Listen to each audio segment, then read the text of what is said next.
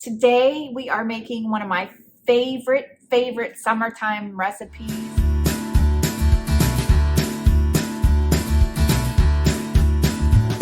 Hey there everybody, I'm Tracy from teachmetracy.com, and on this channel you're gonna find videos all about the tips, tools, and tricks to thrive in your lifestyle. My mother found this recipe out of Good Housekeeping when I was a kid, so back in the early to mid 80s, she found this recipe, so I can't even reference it for you.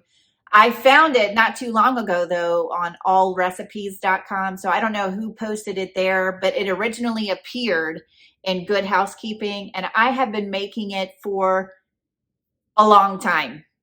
As soon as this is probably the first dessert that I learned how to make that everybody really liked. It's a super simple one. If you're going to a barbecue and want to bring something to someone's house, or you have a potluck at church, or you are making dinner for a friend or having a dinner party, this is a great way, especially if you're not a baker or someone who has a lot of patience for baking, which is totally me. That's why I started out with this recipe. So you will enjoy it. Your guests will love it. Everyone from kids to adults, everybody loves this recipe, and it's super simple to make. So you're gonna need about a pint of strawberries, 3 tablespoons of cornstarch. In this house, we try to maintain as low carb as possible. So we use the sugar-free Jell-O.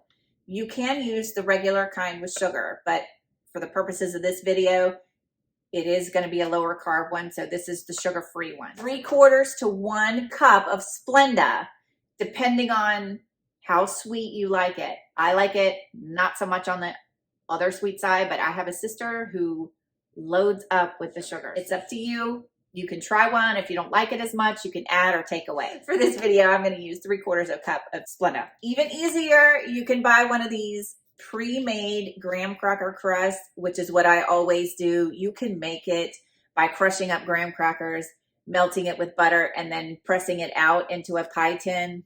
But I've never had very much success. Mine always crumbles. It never comes out right, and it's frustrating.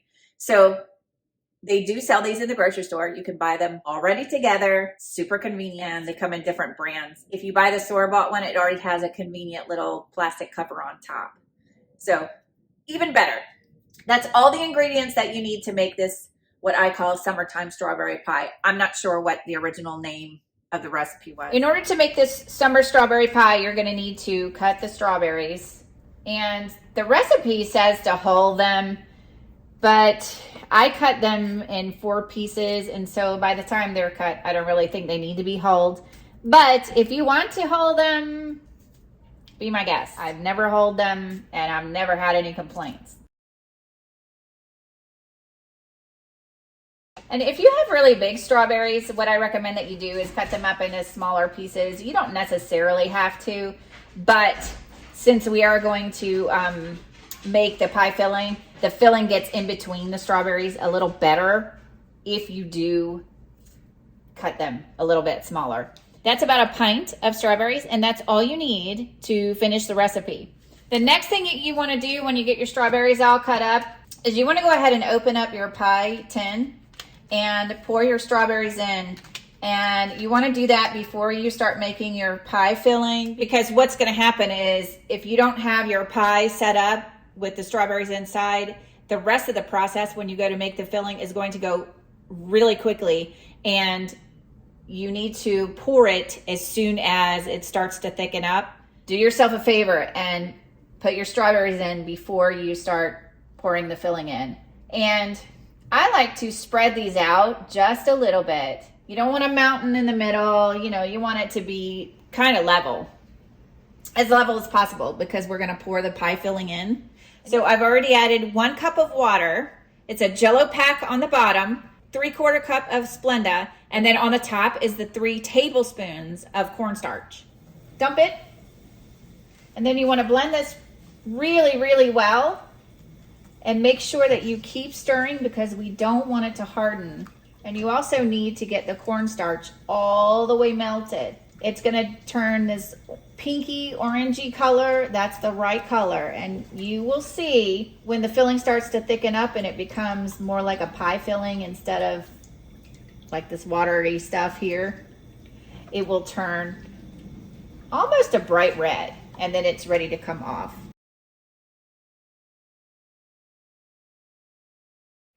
Even my husband, who does not eat vegetables or fruits hardly of any kind, loves this recipe. So I'm hoping you'll like it too.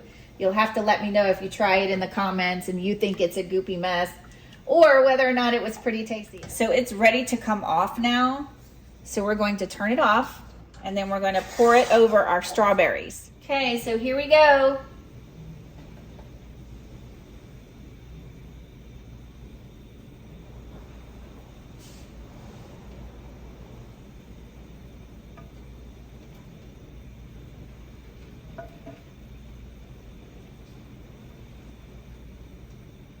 All right, so this guy is now ready to go into the refrigerator, and we're gonna let it set up for about 4 hours, a minimum of 4 hours, but overnight is probably a little better.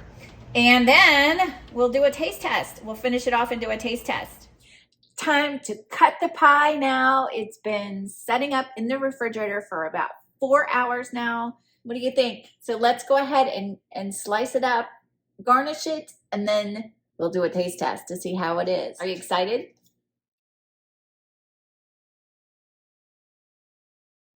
Here we go, sliced on the plate. And we're gonna garnish with a little bit of whipped cream and do the taste test.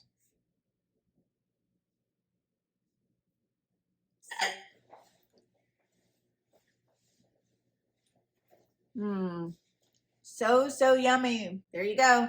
Summer strawberry pie. Let me know in the comments below if you tried it and what you think. See you next time. Bye-bye. About a pint of strawberries.